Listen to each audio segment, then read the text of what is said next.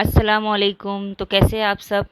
हाँ जी, तो आज की वीडियो में मैं आप लोगों को सिखाऊंगी कि हम हाइलाइट्स के साथ बालियाज किस तरह से करते हैं। ये फाइनल रिज़ल्ट है, जो काम मैं आपको आज सिखा रही हूँ उसका देख लीजिए और फिर हम अपनी वीडियो को स्टार्ट करते हैं, जिसमें मैं आपको सब डिटेल से बताऊँगी कि हमने किस तरह से ये किया है। ठीक है जी।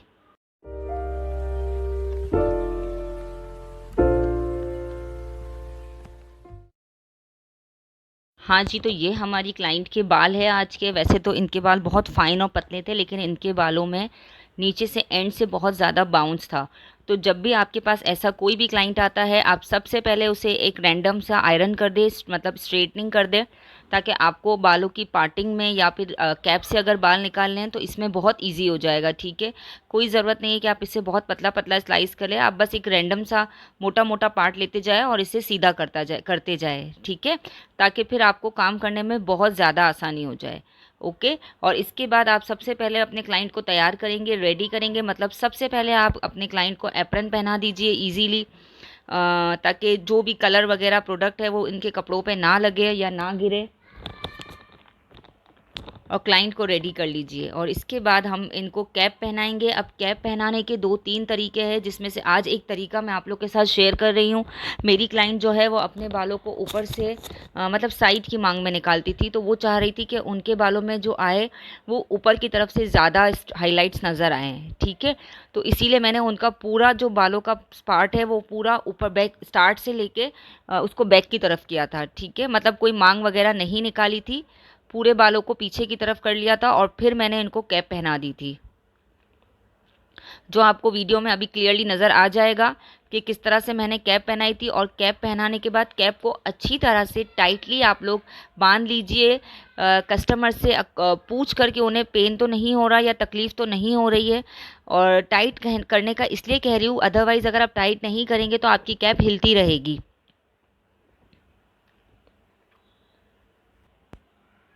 हाँ जी, तो कैप पहनाने के बाद हम कुरेशिया पिन ले लेंगे। ये पिन वैसे तो हर कैप के साथ अवेलेबल होती ही है बॉक्स में, और ये बॉक्स कोई ज़्यादा महंगा नहीं मिलता, 50-60 रुपीज़ का मार्केट में इजीली मिल जाता है ये कैप और कुरेशिया। और अगर आपका कुरेशिया मिस भी हो जाता है तो आप किसी भी सिलाई वाले की शॉप, मतलब जहाँ पे धागा थ्रेड मिलता है, वहाँ से आप कहे कुरेशिया चाहिए तो बहुत ईजीली मिल जाएगा, और इस कुरेशिया की मदद से आप बालों को सुराख से निकाल सकते हैं।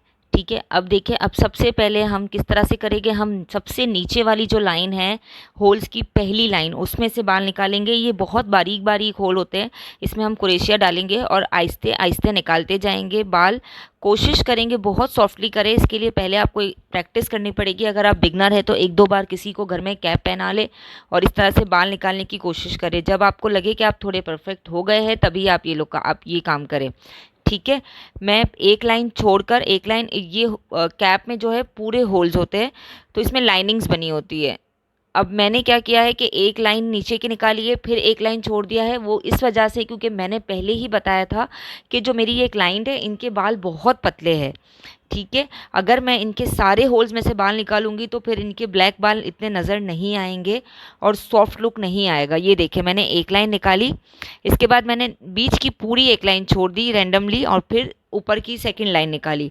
इसी तरह से मैं एक लाइन निकालती जाऊंगी, एक लाइन छोड़ती जाऊंगी, एक लाइन निकालती जाऊंगी, एक लाइन छोड़ती जाऊंगी। आप लोग वो आगे वीडियो में देखते जाए। ठीक है, जब भी कोई ऐसा क्लाइंट आपके पास आता है जिसके बाल बहुत थिन और पतले हैं और वो ये चाहता है कि वो कैप स्ट्रिकिंग कराए, तो आप इसी तरह से एक लाइन छोड़ के एक लाइन आप बालों के निकालेंगे, ताकि आपका जो है वो बैलेंस रहे बालों में। मतलब गोल्डन लाइंस या ऐश लाइन या रेड लाइन, वो जो भी टोन करा रहा है ब्लैक, उसके साथ नज़र आना चाहिए। ठीक है, और आपकी क्लाइंट का बाल मज़ीद पतला है तो आप ये कर सकते हैं, या कोई बहुत ज़्यादा ही सॉफ्ट लुक चाहता है कि ना होने के बराबर उसके बालों में हाईलाइट्स हो, तो आप एक लाइन निकाले और 2 लाइन छोड़े। ठीक है, फिर एक लाइन ले, फिर 2 लाइन छोड़े। आप इस तरह भी कर सकते हो। ठीक है, क्योंकि कैप से हाइलाइट्स करने के भी कई सारे वेज़ हैं, जो इंशाल्लाह फर्दर वीडियो में मैं आप लोगों के साथ शेयर करती रहूँगी कि हम किस तरह से निकालेंगे, अलग अलग तरीके से, अलग अलग टेक्निक के साथ। ठीक है, मुझे अभी किसी ने मतलब थोड़ा टाइम पहले कहा था कि आप कैप स्ट्रिकिंग में जो बाल निकालने का तरीका है वो भी बताएं, तो इसीलिए मैंने ये वीडियो आप लोग के लिए बनाई है। कि आप लोग को समझ आ जाए कि हमें कैप से बाल किस तरह से निकालने हैं। और अगर हाँ, मेरे पास कोई बहुत हैवी बालों वाला क्लाइंट आता है, मतलब जिसके बाल बहुत ही घने हैं, तब मैं ये करूँगी कि इस कैप में जितने भी होल्स हैं, मैं सब में बाल निकालना हर होल से बाल निकालूंगी। बट मेरा तरीका ये होगा, चाहे मेरे बाल पतले हो चाहे मेरे बाल मोटे हो, ठीक है, मैं नीचे नैब एरिया की तरफ से बाल निकालना शुरू करूँगी। मतलब जब भी हम किसी भी क्लाइंट के बाल निकालेंगे कैप से, तो हम सबसे पहले पीछे गर्दन वाली साइड से बाल निकालना शुरू करेंगे और फिर हम ऊपर आएंगे। ठीक है, अब मेरा फ्रंट का पार्ट कंप्लीट हो गया है और अब मैं दोनों साइड वाले पोर्शन पे आ गई हूँ। अच्छा, अब साइड वाले पोर्शन पे भी आप लोग समझ लीजिए कि हमें बाल किस तरह से निकालना है। मैंने सेंटर वाला पार्ट निकाल लिया है। अब मैं जब भी इस साइड से निकालूंगी तो मेरी कोशिश ये होगी कि मैं इन बालों के करीब की जो पहली लाइन है, मतलब ये जो पहली लाइन है, फर्स्ट लाइन, इसको मैं छोड़ दूंगी। ठीक है, दोनों तरफ से, ऊपर वाली साइड से भी और ये साइड वाली साइड से भी। ठीक है, इस साइड से भी मैं इस लाइन को छोड़ दूंगी, ये वाली लाइन, और इस साइड से भी, ये वाली साइड से भी जो मतलब नज़र आ रही है इसके इसके दूसरी तरफ से, वहाँ से भी मैं ये लाइन छोड़ दूंगी। और अगर मैं इस लाइन को नहीं छोड़ूंगी तो ये वाला पार्ट बहुत मोटा हो जाएगा। ठीक है, ये देखिए, यहाँ से जो है मैं इस लाइन को छोड़ के मैं सेकेंड लाइन से बाल निकालना शुरू करूँगी और इस तरफ वाली लाइन भी मैं छोड़ दूंगी।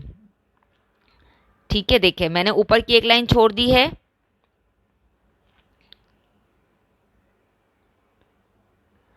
अगर मैं ये लाइन नहीं छोड़ती और वहाँ से भी बाल निकाल लेती तो यहाँ पर इन दोनों साइड पे बहुत ज़्यादा मोटे मोटे चंक्स हो जाते और वो ब्लेंडेड लुक नज़र नहीं आता। और ये गलती, अक्सर गलतियाँ, छोटी छोटी गलतियाँ बिगनर से हो जाती है। मैं इसीलिए आपको डिटेल में बता रही हूँ।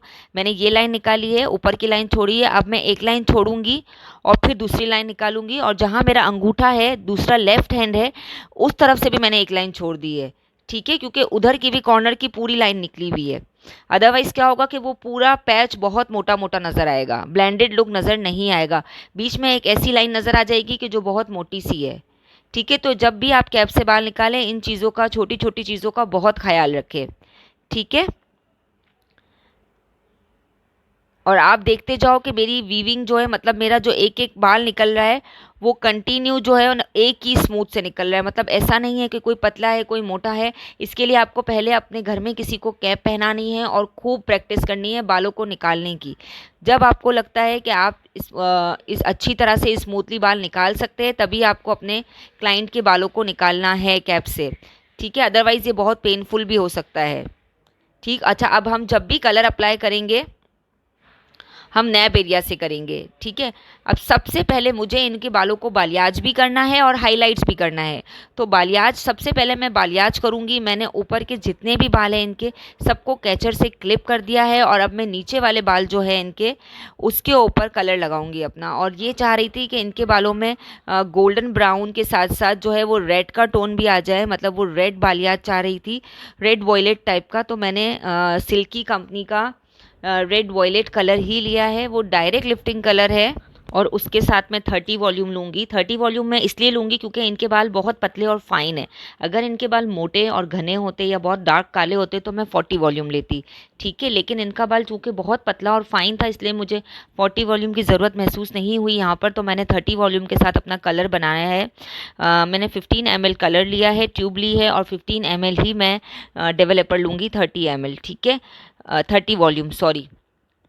और उसे हम अच्छी तरह से मिक्स करेंगे और फिर पतला पतला पार्ट लेकर हम इसे अप्लाई करते जाएंगे अपने जो नीचे वाले बाल है, जो बचे हुए कैप के बचे हुए बाल है, उसके ऊपर। ठीक है, ये देख लीजिए जो कलर मैं शो कर रही हूँ, मैंने ये वाला कलर लिया है, ऑलमोस्ट 15 ml लिया है, और 15 ml ही मैं 30 वॉल्यूम लूँगी और इसे अच्छी तरह से मिक्स कर दूँगी। ठीक है,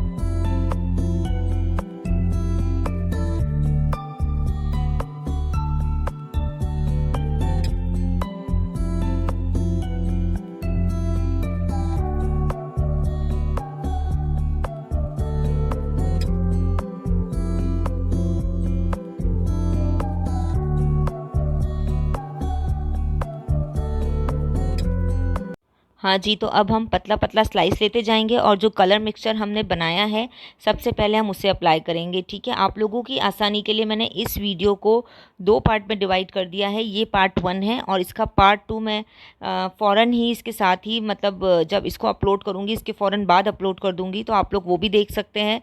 ये पार्ट 1 है जिसमें मैंने सिर्फ बालियाज नीचे से मतलब कलर अप्लाई किया है और हाईलाइट्स पे जो कलर मैं करूँगी कट डाउन और कलर वो मैंने दूसरी वीडियो में किया है। पार्ट 2 है वो इसका, तो आप इसको देखने के बाद पार्ट 2 पर जा सकते हैं। ठीक है, ये कलर बस अप्लाई करके इस तरह से पतला पतला स्लाइस उठा के कलर लगा के अच्छी तरह से इसको मसाज करेंगे, मल्सीफाई करेंगे ताकि कलर हर बालों में पहुंच जाए। और फिर इसे हम फॉइल पेपर में लपेट देंगे और इसे छोड़ देंगे ऑलमोस्ट 40 मिनट्स तक, 30 टू 40 मिनट्स तक। ठीक है, मैंने अगर 40 वॉल्यूम लिया होता तो शायद ये कलर जल्दी आ जाता क्योंकि बाल वैसे ही बहुत पतला था, लेकिन मैंने 30 वॉल्यूम लिया था सेफ साइड के लिए। ऑलरेडी बाल बहुत फाइन था तो मैं नहीं चाहती थी कि इनका बाल डैमेज या ख़राब हो, इसीलिए मैंने 30 वॉल्यूम के साथ काम किया है। तो मैं 40 मिनट्स के लिए इनके बालों को छोड़ दूँगी फॉइल लगा के। ठीक है, ताकि फॉइल के अंदर हीट प्रोड्यूस हो और हमारा कलर बहुत अच्छे से मतलब अच्छे से आ जाए। ठीक है, फॉइल हम इसीलिए लगाते हैं ताकि हीट प्रोड्यूस हो और हीट अंदर रहे और कलर अच्छी तरह से बालों में कोट कर जाए, मतलब अप्लाई हो जाए। ठीक है, आप लोग चाहे तो किसी भी शॉपर में या प्लास्टिक में या दूसरे बहुत सारे अलग अलग तरह के फॉइल्स आते हैं, आप उसमें भी लपेट सकते हैं, लेकिन फॉइल में ज़्यादा अच्छी तरह से हीट प्रोड्यूस होती है, इसीलिए मैं फ़ॉइल यूज़ करती हूँ। ठीक है, और अब हम आगे मिलते हैं पार्ट 2 में। इसे हम लगा के 40 मिनट्स तक छोड़ देंगे। चलिए जी, हम पार्ट 2 में मिलते हैं।